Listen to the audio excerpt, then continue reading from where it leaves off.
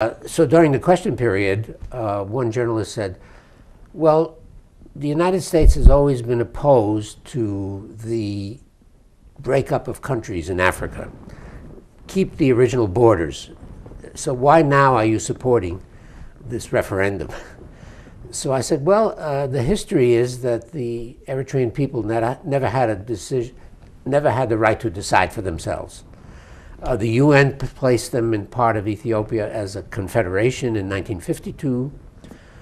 And then in 62, the emperor forced them to become a province rather than as an independent state.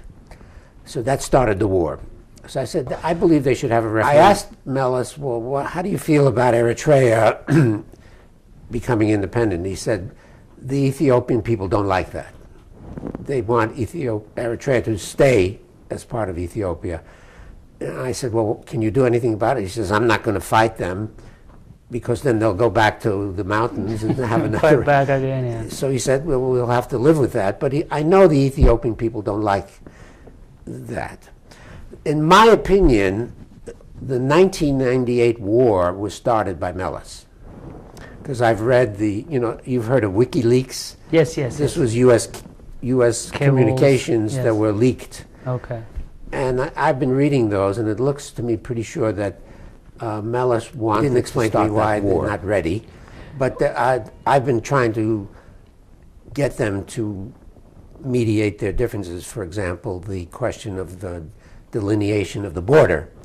I've been saying, well, look, let's all meet in Geneva, two delegations.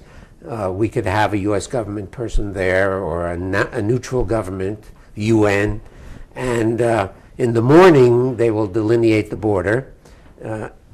The Eritreans will go into Badme and take over, and then in the afternoon they'll begin talks about getting back to a good relationship again. Unfortunately, there are UN sanctions against Eritrea, which I think are totally unjustified, and the presence of sanctions will make it very hard to have an agreement. In 2011, on the request of the United States, UN Security Council imposed sanctions on Eritrea.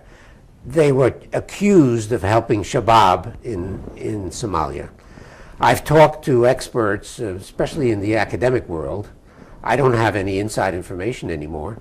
And they say, well, we've seen possibility that they were transferring money to the Shabab.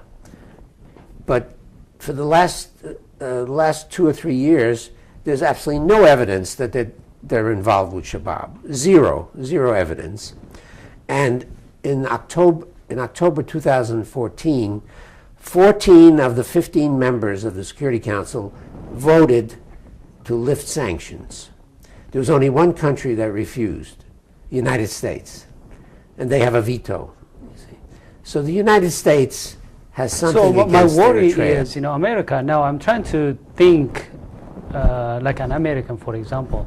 Do you think that America is making a mistake because it looks like it put all of its eggs into one basket, which is TPLF, a minority regime which is not liked by 90% of its own people, and then ignoring Eritrea, because if they bring in Eritrea into the equation, into the formula, they would have more choices in terms of achieving their own strategic interest in the region, but just avoiding not only Eritrea, other neighboring countries, just focusing on one government which is not stable in terms of having grassroots support from its own people. But unfortunately, the U.S. is preventing Eritrea from normalizing its situation, which I think is very unfortunate.